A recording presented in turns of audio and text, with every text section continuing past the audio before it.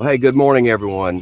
Welcome back to Farming with Alexanders. I'm Mac, and here is Preston, which we met on a previous video, but I'll go ahead and let you reintroduce yourself, Preston, so everyone will know what you are. Yeah, yes, sir. Yeah, I'm Preston Payne. Like he said, I'm a forester with World Tree. I go around and visit with farmers and help them grow Paulownia hardwood trees for saw timber. Awesome. So today, on today's video, we're going to ride back out here and look at some Paulownia trees, and we may even look at some of the trees that I pruned for the for my longleaf pine. I'm just going, while I got a forester here, we'll check it out. But mainly this is for our Paulownia tree farmers. I'm in year 2, so we've had to do a lot of pruning, and he's going to tell us everything we need to know about caring for these trees. Our objective is to have some good logs, good quality grade timber that we can that'll go to market and make us both some a little change. So all right, so we're gonna head back in the back. Yes, sir.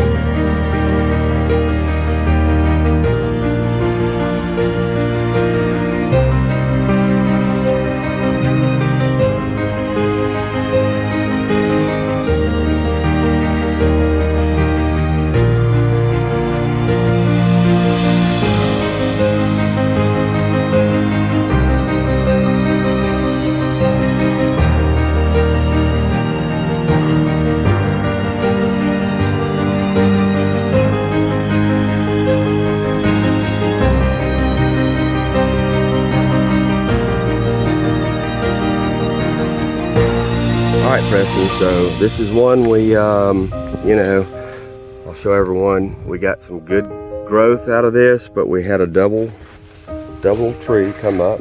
Yeah, so these Paulownia trees will root sucker just like a crepe myrtle or you know, sweet gum or any kind of, you know, hardwoods you're familiar with that might root sucker.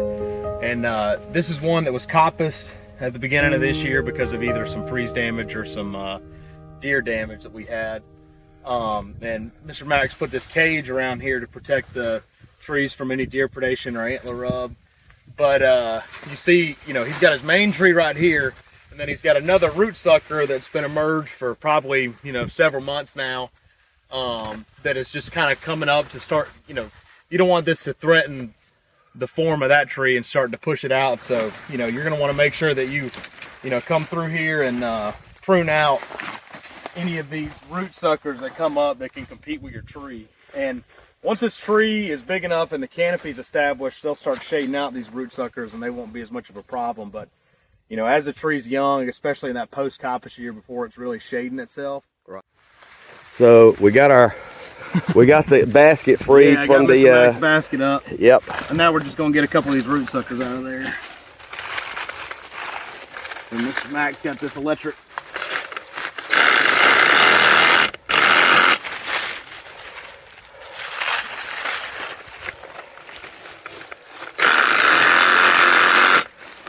Perfect. Now we can just take it right out of the top, right? Pull it right out the top. Okay. Yeah, and these baskets make them a little more complicated. But if you, well, we should have started out and just snipped it loose right then, right. And then Yeah. and raised it up. But right. It is kind of a two-person deal to have to come back and do that. But you can open it up. You just have to. All I got smart at the end where I just bent the wires. I cut them 7.5 feet, and that gave me that was the diameter I was looking for, about 29 inches.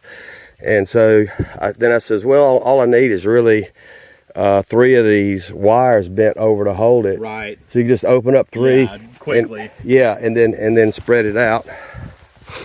Okay. But yeah, again, the goal was really just, you know, eliminating something that could compete with the top of the tree and is going to take nutrients away from your main stem. And as these trees shade the root out, you won't have nearly as many of those root suckers. Well, that's pretty good for about 5 months of growth. Yeah, that's pretty impressive, right? Yeah. So, yep. Yeah. All right. So, a couple more of these if you want. Yeah, we've got one here. Let me hit the pause button real quick. All right, go for it. What were you saying? I said that's kind of nice having the little sawzall that will slide under there. You can just slide it right under there. Perfect. Yeah, that was easy. Okay, that's not bad. No, not at all. That's why I need. If you weren't here, I'd have my helper out here, Carolyn. So. Absolutely. Yeah, and you got one over here that's a little more, you know, severe, and it's actually starting to compete with that top. Yeah. See, now this is wow. Yeah, all right. So what do you think that is? About, I'd say 14 foot on the biggest one.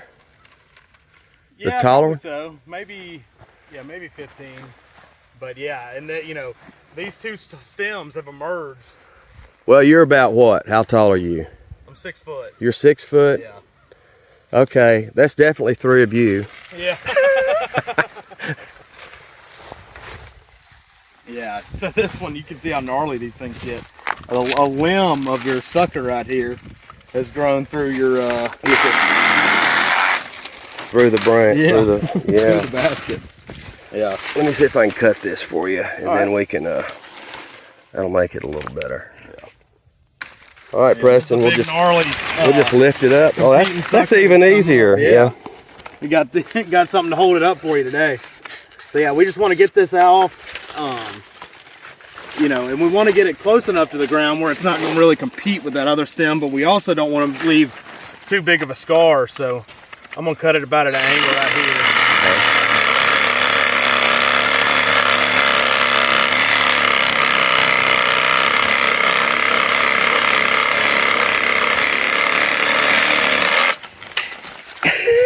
That's a big guy right there. Yeah. But that's a good fishing pole right there. Yes, it is. And that's a weed.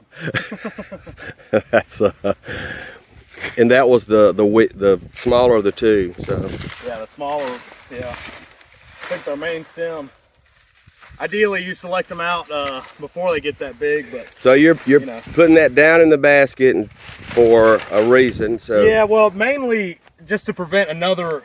You know, since this is kind of a hillside, it's not like, you know, right up under your nose.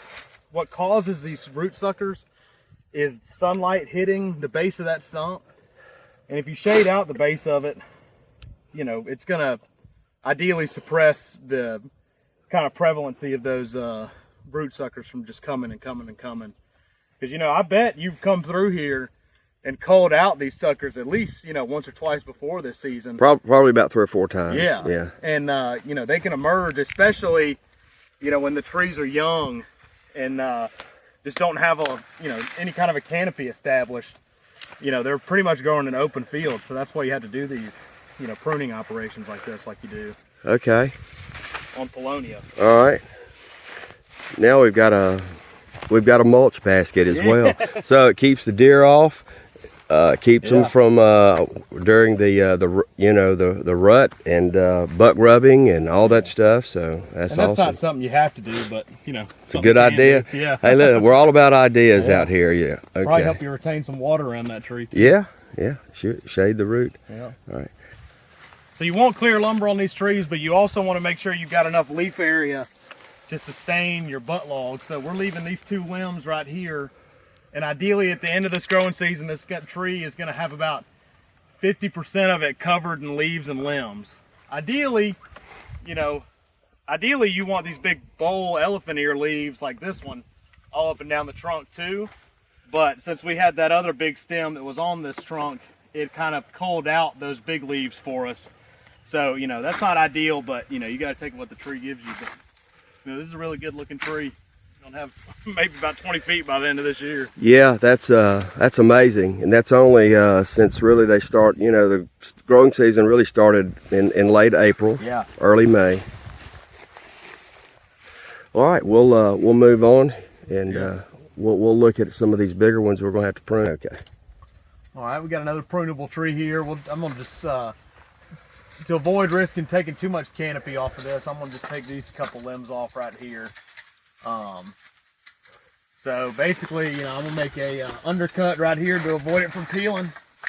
And my my saw's being a little difficult today, not wanting to lock in place, but I'm gonna take the weight off of it, and then you know, again, you just want to make sure your cut is not just going straight down on that tree, because that's going to be a big wound on that tree if I went straight down.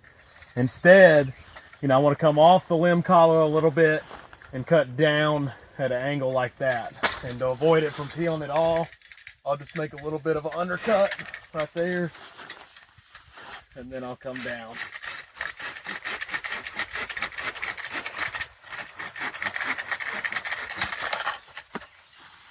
So again, you know, the idea is that this tree does not have a huge wound to have to heal over like this would be.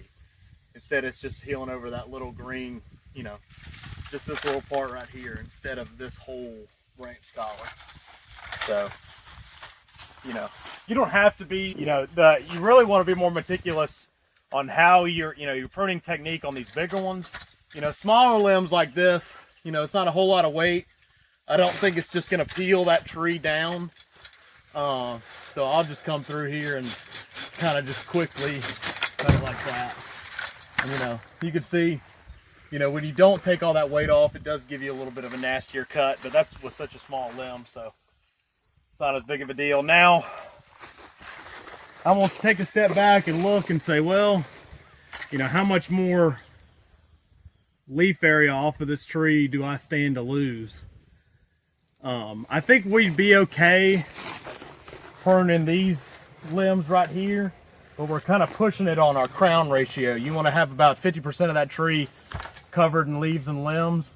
I'm anticipating this tree is going to put off a little bit more growth throughout the rest of this growing season, so just for this one, I'll prune a little higher. We'll get this guy right here. And Preston, you know, if you come here, I'm seeing like a fork. So how do we deal with that when you are, let me see if I can zoom in on that. See how the new stem is Oh, that coming. one off to the left over there? Mm-hmm. So that's, you know, we could prune that out. Let's see. But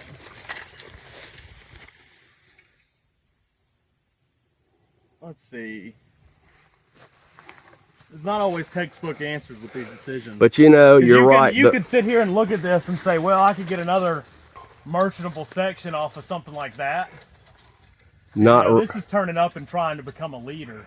yeah, so. But this tree, if you look right here, you know, this is where it stopped growing last year, right here. Okay. So, you know, if I prune this off, I maybe stand to gain, you know, another 3 feet off of that tree. Right. Whereas this is kind of coming up, and you may even be able to get a merchantable section off of something like that. So, you know, it just depends how tall this limb gets.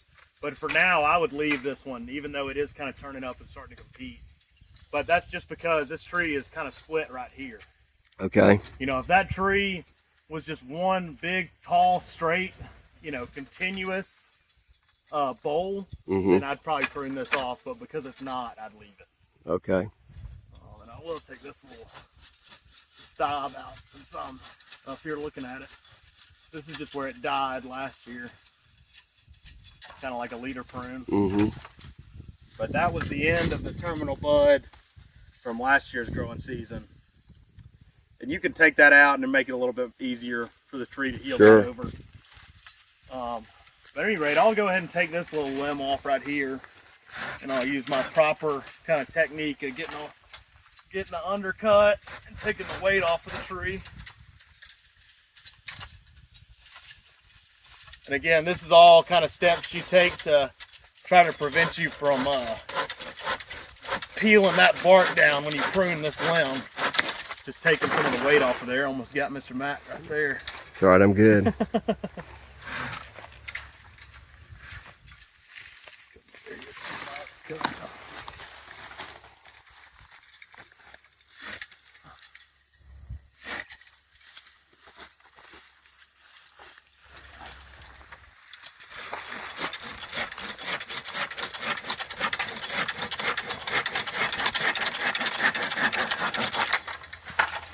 All right. Okay. Nice and pruned limb. We got 2 more on this side. We'll go ahead and take them off.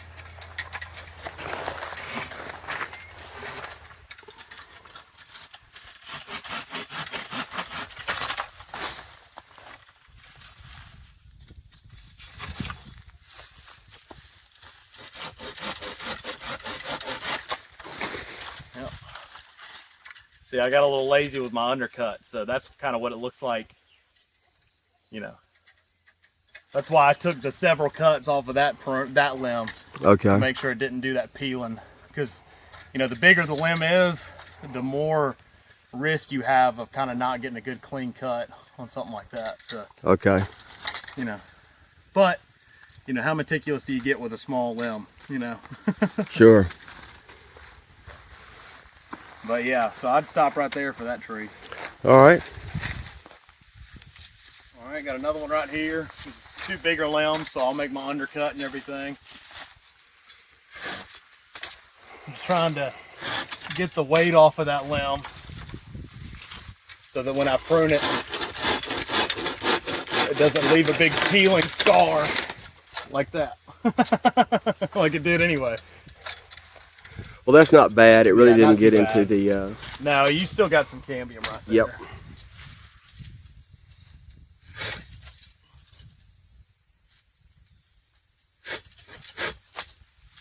Yeah, and hopefully in one of these next few videos I can bring Ashley Locke out. She's a arborist and can tell you a whole lot more about, you know, pruning and techniques and do's and don'ts than I can. But, you know, it's pretty good. These trees heal so fast that, you know. Yeah, that looks good. It'll heal over like something like that. Yep. Yeah, that's a nice tree. Oh, If you if you come around here, I don't know if they can see it, but you can see where the dead, right, when we had the bad freeze. I'm gonna see if I can zoom in on that. You see that? Now that's bud? Yeah, but that's a that might be a very merchantable. Yeah, that next stem. flush of growth Yes. off the top of it. Yes. Yeah, we're looking for 8-foot sections. Really 9 foot, but I'll go ahead and take a couple of these other limbs off right here.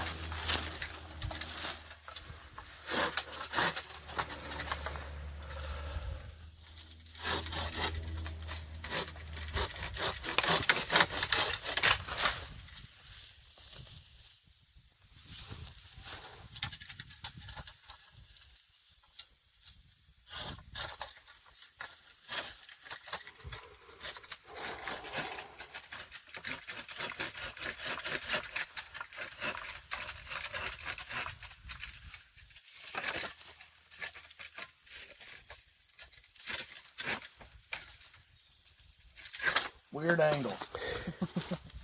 Yeah, that other limb kind of had your saw pinched a little bit. Yeah, for sure. Maybe you can get your little jigsaw. Yeah. All right. All right. So this one was at a bit of a weirder angle. Oh, we got a little caterpillar, buddy. Oh.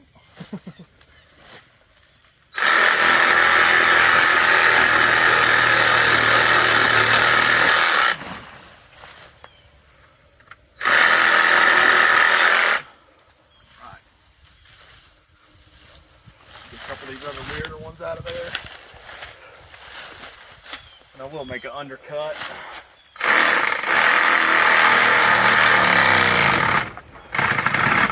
Oh. Got into a little pinch there. Yep.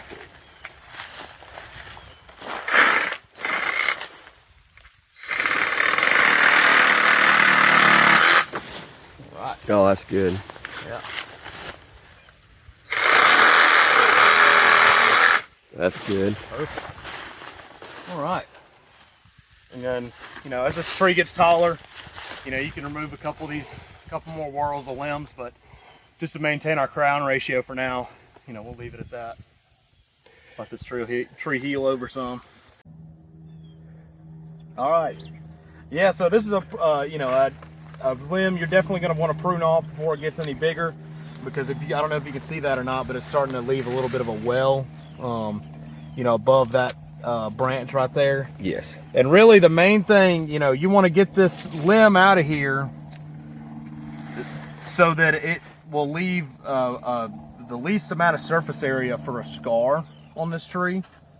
And you also, you know, in doing so, you want to make sure that it doesn't peel down and just tear out a bunch of the cambium off the tree like this, you know, because this bark is so thin that it will peel on you.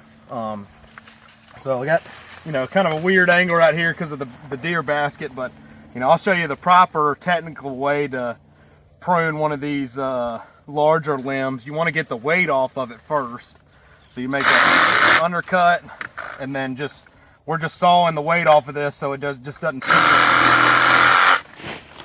And then we're going to come down here and make an undercut right there. And then you can come back over the top of it. And ideally I would have gotten a little more flush right there. That's where we're using power tools.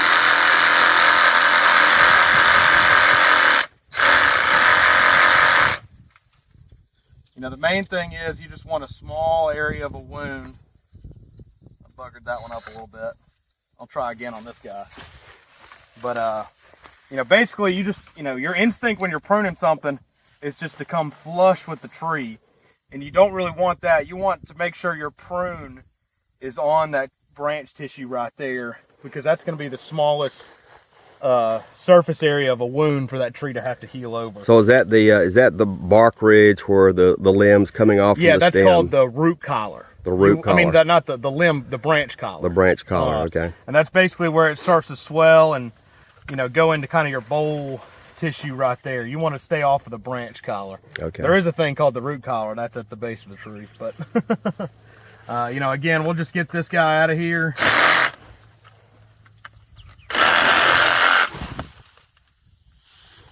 Make my undercut. And since I'm using a power tool, I'll just go over it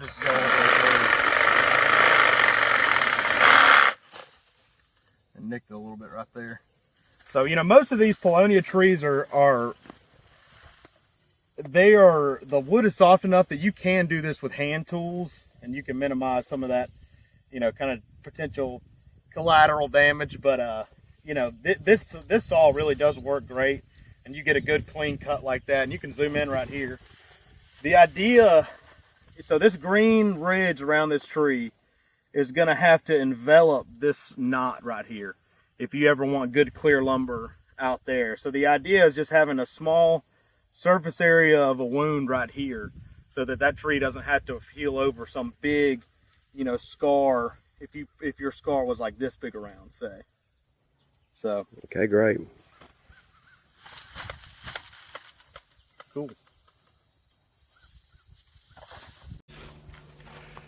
All right, Preston, thank you so much for coming out today. We're going to wrap this video up, and anyway, we got a lot done. You could see all the sawdust on Preston's shirt, so Nice and sweaty and dusty. yeah. So I hope this is some good information for everyone that's you know, if you're doing any kind of plantation work with trees, fruit trees or whatever. I mean, you know, I guess pretty much the same thing would apply, wouldn't it? Yeah, same procedure? principles of pruning apply. You know, just main thing is you just want a good clean cut that's easy for that tree to heal over. Awesome. All right, buddy. Well, thank you. We're going to sign off. Appreciate it. Yeah. All right. Bye. Cool, man.